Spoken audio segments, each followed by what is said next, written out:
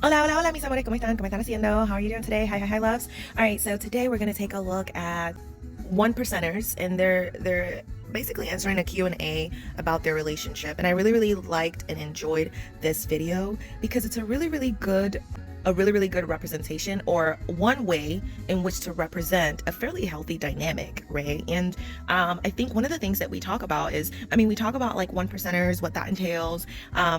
We've looked at and heard a one percenter speak. We kind of have an idea of maybe how their mind might work, how they might think. And so I think with this, we've been let into what that relationship dynamic could potentially look like with two one percenters actually in the relationship, right? Or maybe not even 1%. We say one percenters for the purposes of like YouTube and the labeling and all that stuff, right? It's like a way of describing them, but just basically, essentially, what it ends up being is two highly driven, highly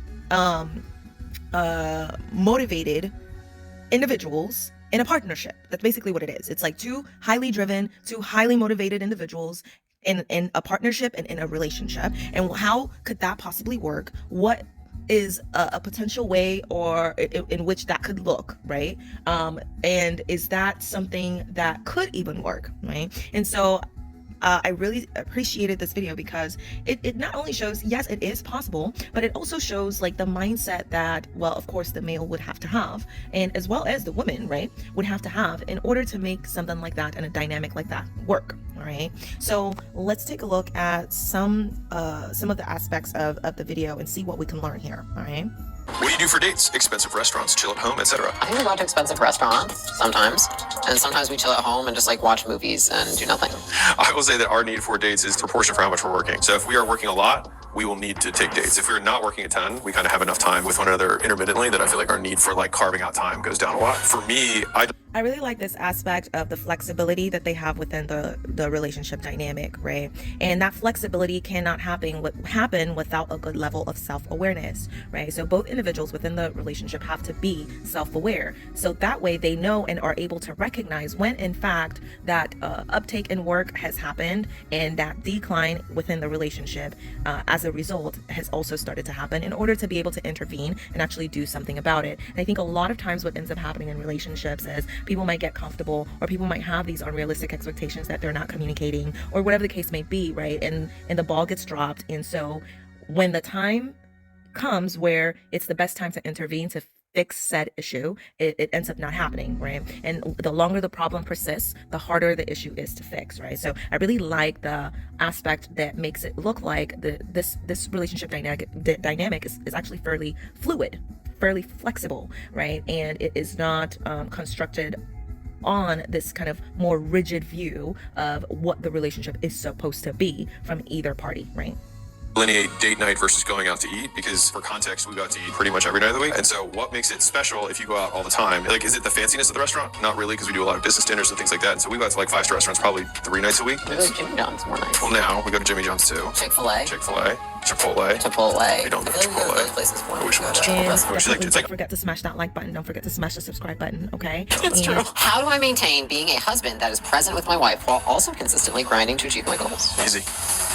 You don't. You just sacrifice yourself as a husband so you can achieve your goals. To give an actual realistic answer to the husband who asked that question, no one works effectively 24 hours a day. It's about doing effective work, not just sitting in front of the computer pretending to be productive. And I say pretending, not that this person is, but like I would be pretending to be productive, productively procrastinating. Like if you know that your work output drops per unit of time, and I usually know what type of work I'm doing. So for me, if I'm editing, I know how many paragraphs I can edit per unit of time, or how many pages I can type, or how many slides I can make a presentation. So if you have work that you are comfortable knowing what your rate of progress is, if I start seeing that drop a lot, I usually call it, because then my quality of work also goes down, because the next day I have to fix all the stuff anyways. So the TLDR is when your output goes down, sub that with a higher ROI thing. So it's like if I have 16 hours of awake time per day, if I do 15 hours of work in 1 hour of marriage time, I'll get a really high ROI on that first hour of marriage time. And so like optimizing around life is like the ROI I get from that 1 hour is worth dropping the last hour of work. And so I try and think about it like that, is like, what's my minimum effective dose for each goal? And usually you can still heavily index on achieving your goals, because it usually takes more time than your marriage does. And then have the time when you do need to rest and recharge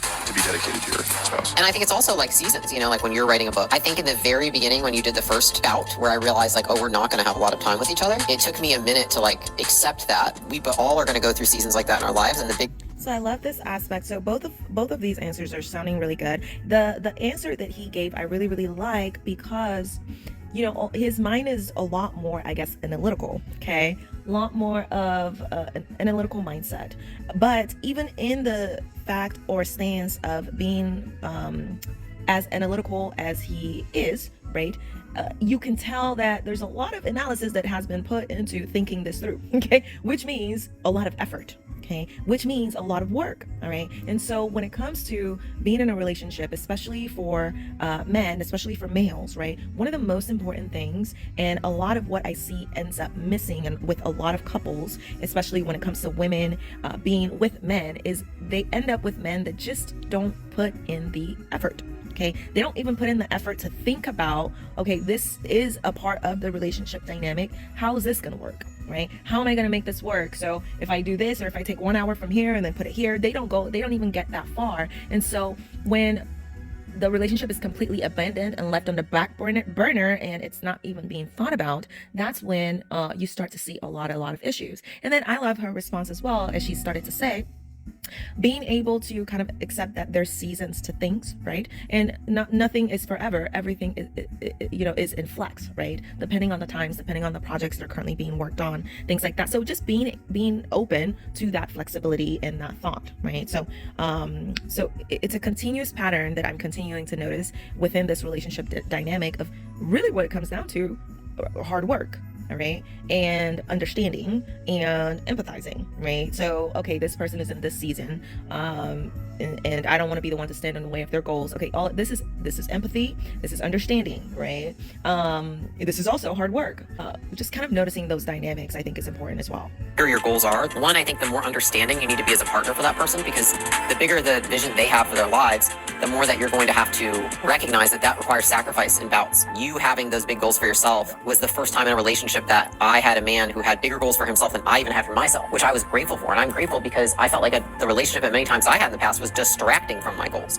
Whereas it should propel you faster to your goals, because you support each other in a way that creates an environment where it's easier for each of you to hit your goals than harder. And I think a lot of people make it harder for their spouse to hit their goals than easier. There's always going to be times where we're going to give each other leftovers, and it is what it is. But I think what we're really good at doing is we communicate about it, and it remains an open. So communication and being on the same page about your goals, right? So when you first get together with someone, you have to be on the same time. You have to have at least the same general idea of where you currently are, and maybe the same general idea of where you might want to go in the future, but while also understanding that this is likely to change, or aspects of this is also likely to change, right? So, but overall, right, if you are an ambitious woman, for example, it's not going to work out if you get with a man that's not supportive of your ambitions, right? It's not going to work out if you get with a man that all he wants you to do is stay at home, cook, and have kids, and you're just like, okay, I guess I'll just sacrifice myself for that. That's not going to work, right?